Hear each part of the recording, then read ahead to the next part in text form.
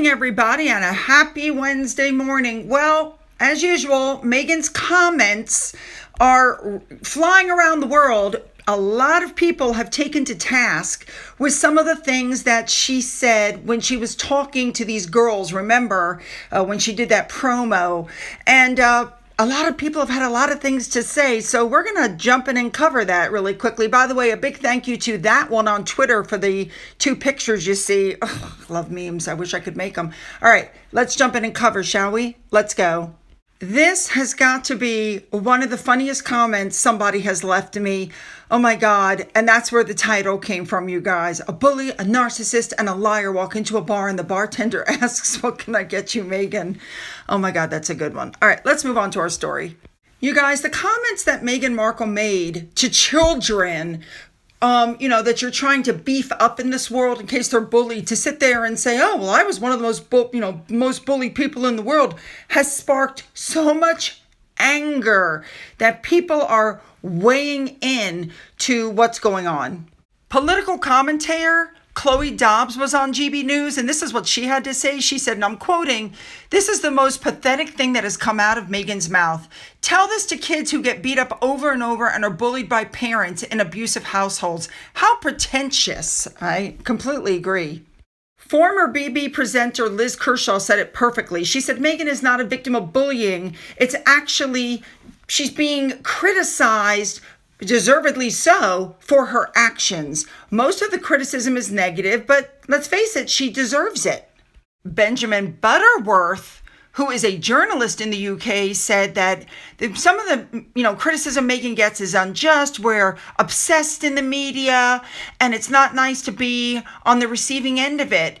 But I do think there's something really off about going and talking to young girls and talking to young people and saying, "Pity me." But that's exactly what happened. Because let's face it, Meghan lives a life of unimaginable luxury that 99.99% of the people on the planet can't afford. And they're saying that what she should have been saying to those kids is what they can achieve, not what they should fear. I completely agree. Spot on comment.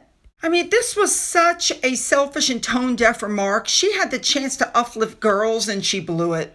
Not to mention, Duchess Difficult, as she's been, nicknamed, has been accused of bullying staffers for years. And we know what happened with her quote-unquote Hollywood A-list status, which she never had. Hollywood, they're saying, has literally walked away from her.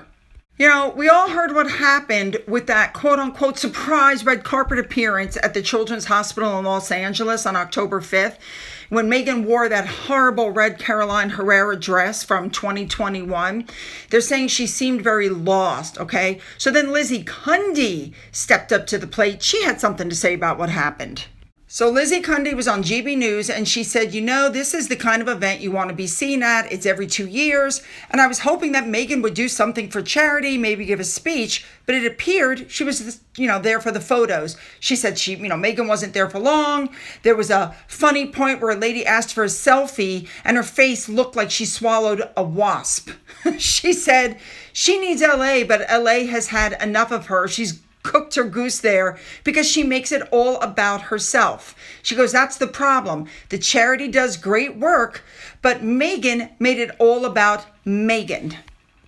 Interestingly enough, she also said on the GB News that she was at a top table with like a top person, and whoever it was, she didn't name them, but she said whoever it was said something to the effect of, Meghan could have been great, but Meghan makes everything about Meghan. Somebody else said that. I was shocked. For those of you who are unaware, Lizzie Cundy met Meghan in 2013. They met at a charity event in London, and Meghan actually asked Lizzie Cundy if she could set her up with a British guy. She goes, "Do you know any famous guys? I'm single. I love English men." And then, they got back together the next year at another high-profile event. And this is the part that gets me. She says, "I remember her asking me about my boys. She was very interested, asking lots of questions." That, my friend, is what Meghan is known to do. She wants to know all about you. She loves up on you. She love bombs you. She gets you to be her best friend. But we all know what happens as soon as she has no use for you. Anyway, now that it's been proven that she has not been the most bullied person in the world, that she came in actually number 3, they're calling Meghan, besides Duchess difficult, they're calling her the Duchess of Delusion. They're calling Meghan at this point pathetic, saying she played comparisons with abused teenagers. That's essentially what she did. She compared abuse and trauma with children living in abusive homes. Remember, this is right after they opened the Parents Plus Network, which is basically just a chat room for parents whose children have actually unalived themselves. And this is what she goes and tells these kids. Now, there is some talk. There is some discussion that Meghan Markle is claiming victimhood to bury the stories that are coming out about the fact that she has been a bully to over 19 people. That's what's on the search engines. And this all came, by the way, from Neil Sean. Another person, by the way, who joined into the whole fray about talking about what she said was journalist Neil Wallace. He is the former News of the World editor. So Mark Dolan asked him if Meghan deserves the nickname Duchess Difficult. And this guy said, and I'm quoting, every syllable of it. She's an appalling woman. The idea that you could sit there and publicly say, I am one of the most bullied persons in the world to a bunch of 11-year-old. I wonder what victims of domestic violence felt about that. He was like, you got someone like her in her makeup and gown saying, I'm bullied, and you're saying that to somebody who might be a victim of domestic violence. He goes, that strikes you right to your core. But what I really liked was political commentator Flora Elizabeth, because what she said was so spot on. She said criticism and bullying are two different things. She mailed her wedding ring back to her first husband, abandoned her father who paid for her education. She abandoned him after he gave her her whole lifestyle. She has chosen to be a public figure and marry into the most famous family of the world.